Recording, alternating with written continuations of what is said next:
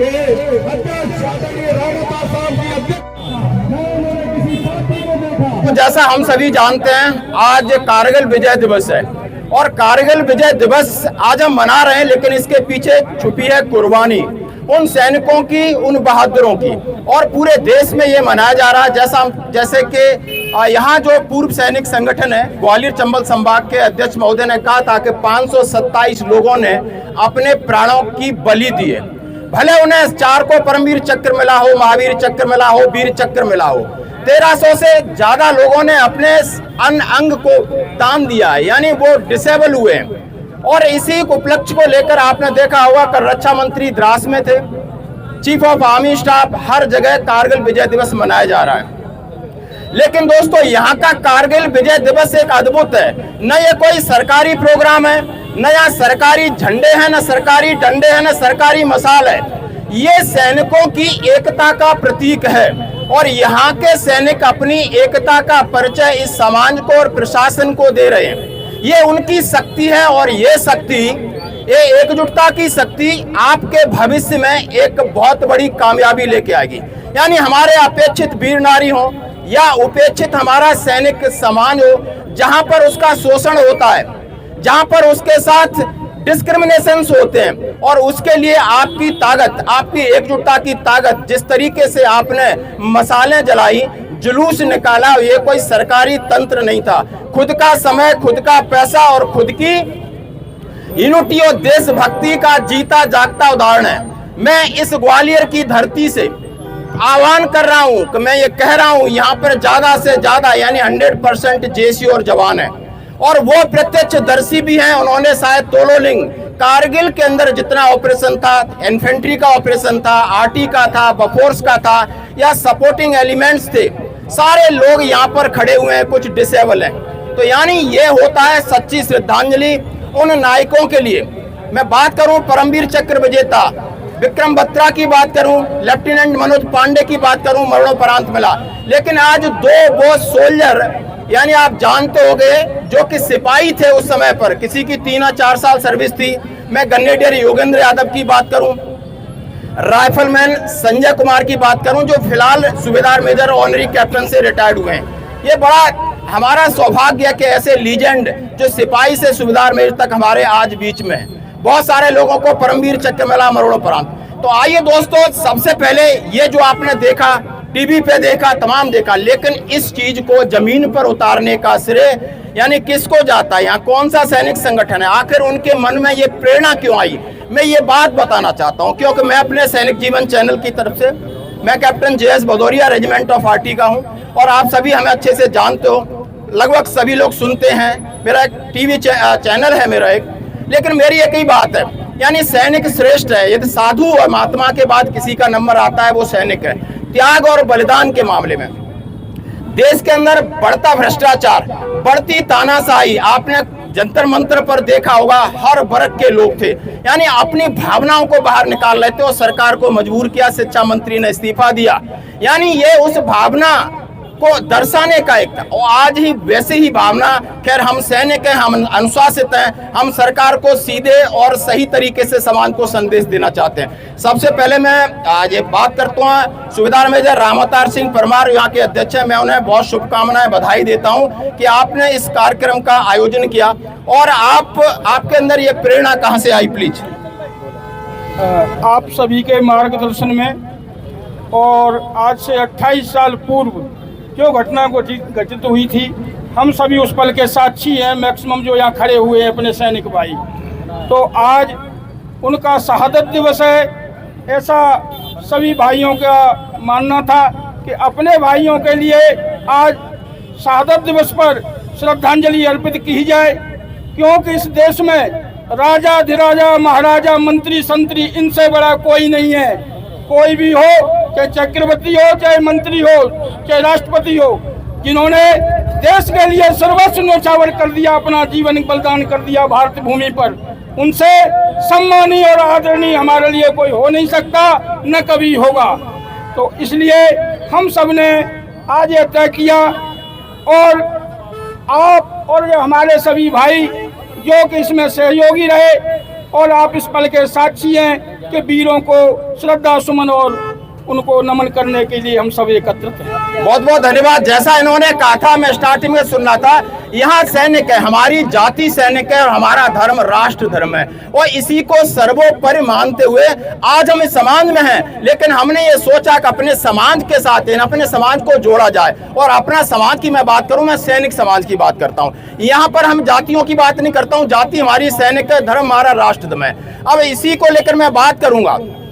मेरी एक आदत है, मैं हमेशा नेताओं की अकाउंटेबिलिटी और रिस्पॉन्सिबिलिटी की बात जरूर करूंगा, क्योंकि नेता हमेशा रिस्पॉन्सिबिलिटी अकाउंटेबिलिटी से भागते हैं। जब उनके ऊपर जिम्मेदारी आती है तो प्रशासन के ऊपर डाल देते हैं। मैं आज चाह रहा था कि कोई यहाँ का जनप्रतिनिधि या कोई ऐसा बड़ा अधिकारी आए और इन सैनिकों ने इस तरीके का प्रोग्राम रखा है, यानी उनको मोटिवेट करने के लिए। तो मैं बात करना चाहता हूँ। हाँ सर, आप अपना कुछ। भारत माता की, भारत माता की। जैसा कि आप सबको पता है कि 26 जुलाई को हम कारगिल विजय दिवस मनाते हैं। ये 1999 में जो हमारा कारगिल लड़ाई हुई थी, जो हमारी भारतीय सेना ने जिस तरीके से अदम्य साहस बलिदान दिया था, जो कि दुर्गम पहाड़ियों में, लेह लद्दाख जैसी बर्फीले तूफानों में जो हमने दुश्मन सेना को परास्त करके जो विजय हासिल की थी, उसके उपलक्ष्य में हमें कारगिल विजय दिवस मनाते हैं। और मैं नमन करता हूं उन वीर शहीदों को जिन्होंने के ना ही देश के किसी समाज को देखा, ना किसी पार्टी को देखा, उन्होंने सिर्फ और सिर्फ भारत देश को देखा और अपना सर्वस्व बलिदान कर दिया। ऐसे वीर सपूतों को मैं नमन करता हूं। भारत माता की जय। बहुत बहुत धन्यवाद। सबसे पहले आज साथ में इंट्रोड्यूस कराना चाहता हूँ, और ये अध्यक्ष साहब हैं। आप कौन सी आर्मड रेजिमेंट से? मैं आर्मड रेजिमेंट से हूँ। 63 कैवलरी हमारी जो रेजिमेंट है, जो कि एक कौमी रेजिमेंट है, जिसमें राजपूत, जाट और सिख मार्शल कौम उसमें रहती है। बहुत ही उम्दा रेजिमेंट है इंडियन आर्मी की। हाँ, तो दोस्तों आप चैनल देख रहे हो, आप सर्विंग हो, जेसू मैस में बैठे होगे, तो आपको इस बात का गर्व होगा कि आपके यूनिट का बंदा यहाँ सैनिकों का अध्यक्ष है और इतनी बड़ी लीडिंग कर रहा है। मैं साथ ही इन जादौन साहब से पूछना चाहता हूँ कि आप अपनी रेजिमेंट से अपना परिचय दें। मैं राजपूत रेजिमेंट से बिलोंग करता हूं और मैं भारतीय सेना में कौन सी राजपूत रेजिमेंट? मैं 5 राजपूत से बिलोंग करता हूं। भारतीय सेना में सेवा निवृत्त होकर के मैं 2018 में आया। जब मैंने देखा कि 2018 में आने के बाद यहाँ पर हमारे सैनिक भाई हैं जो कि अलग अलग घर, गांव, समाज से दूर रह करके अलग अलग टुकड़ियों में रह रहे हैं, लेकिन इनको एकत्रित करने का मेरे मन में विचार आया। और हमारे मन में एक और विचार आया कि जो दुर्गम स्थितियों में भारतीय सेना में सेवा दे करके आते हैं, जब वहाँ से वो रिटायरमेंट आते हैं, तो क्यों ना हम लोग ऐसा कुछ करें कि यहाँ पर आने के बाद उनको लगे कि हम अपने परिवार में, अपने समाज में जा रहे हैं और हमारा सम्मान हमारे देश में भी हो रहा है, हमारे परिवार में हो रहा है। बहुत बहुत धन्यवाद। जैसा इन्होंने कहा है कि हमने एक परिवार बनाया है। यदि आप अभी रिटायरमेंट होने वाले हो तो आप समझ सकते हो, ग्वालियर चंबल संभाग से, तो आप समझ सकते हो। और मैं किसी का इंट्रोडक्शन, हाँ आप बताइए आप कौन सी रेजिमेंट से हैं और आपके अंदर ये भावना कैसे जागी? सबसे तो पहले मैं दोनों सबसे पहले मैं आदरणीय भदौरिया जी आपका धन्यवाद करता हूँ। आप सेना से रिटायर हैं और हमारी बात को आप बहुत अच्छी तरह से अपने चैनल पर चलाते हो। आपका चैनल शायद ग्वालियर नहीं, पूरा हिंदुस्तान देखता है और इसके लिए हम संगठन की तरफ से आपका बहुत बहुत धन्यवाद करते हैं। मैं धर्मराज सिंह तोमर 5 राजपूताना राइफल से 2015 में रिटायर हुआ था और तकरीबन सभी लोग बता चुके हैं आज हम यहाँ पे क्यों खड़े हैं। तकरीबन अपना कारगिल विजय दिवस 2 महीने चला था, जिसमें 527 सैनिकों ने कुर्बानी दी थी, बलिदान दिया था।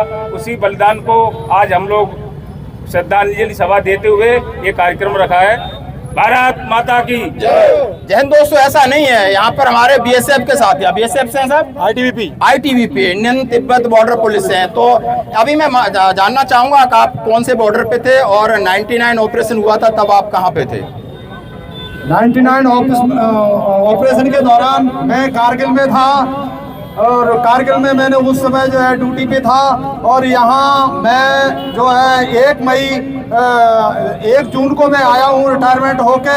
उसके बाद संगठन में मैं जो है मिला, इसमें काफ़ी मेरे को जो है बहुत अच्छा लगा। इससे क्या है, सभी लोग एकत्रित हैं, किसी के ऊपर कोई भी किसी भी तरह की आफत आती है तो हमारा संगठन एक साथ मिलके काम करता है। धन्यवाद। जय हिंद। तो दोस्तों ये आपके साथ शेयर किया और आप शायद कहीं किसी बैरिक में हो या जेसू मैस में हो तो आप गर्व और गौरव महसूस कर सकते हो। अब मैं जानना चाहता हूं कि किसी के पास कारगिल 99 ऑपरेशन विजय के कुछ अनुभव हैं या कोई पुराना सोल्जर है वो कुछ कहना चाहता है तो खुला प्लेटफॉर्म है, ये नहीं कोई कहे कि नहीं हमें मौका नहीं दिया गया। कोई भी सोल्जर है, कोई भी है, प्लीज। जय हिंद, जय भारत। मैं देश का सिपाही सेना सेवा कोर से रिटायरमेंट सूबेदार अरुण कुमार शर्मा 99 के दौरान, जैसा कि आप सभी सैनिकों को विदित होगा कि हर सैनिक की अपनी अपनी जगह अपनी अपनी ड्यूटियां होती हैं। इस ड्यूटी में मैं भी वहां पे एक शामिल था। जैसे कि वहां पे दिन में हम लोग अम्यूनिशन लोड करते थे गाड़ियों में, और रात के समय में जो अपना खरबू पॉइंट था वहाँ पर ईएमई कोर के 2 इलेक्ट्रीशियन खड़े होते थे, गाड़ियों के पूरे कनेक्शन काट दिए जाते थे। अगर एक लाइट जलती थी तो हजारों की तादाद में गोले हमारे ऊपर से निकलते थे, क्योंकि दुश्मन चोटियों के ऊपर बैठा हुआ था। तो हमारे लिए दुर्गमता ये थी कि एक तरफ नाला और एक तरफ पहाड़ी, तो हम लोग गाड़ियों से निकल के अपनी जान बचाते हुए पत्थरों के बीच में छुपते थे। जब गोले बंद होते थे तो हम सैनिकों के लिए जो हमारा सामान, सेना का जो भी राशन था, हम सेना सेवा कोर के जवान थे, हम उन तक पहुंचाए हैं। और उस 99 के खौफनाक मंजर को हम कभी अपनी आंखों के सामने से हटा नहीं पाएंगे। सभी सैनिकों का बहुत बड़ा बलिदान है। जय हिंद, जय भारत।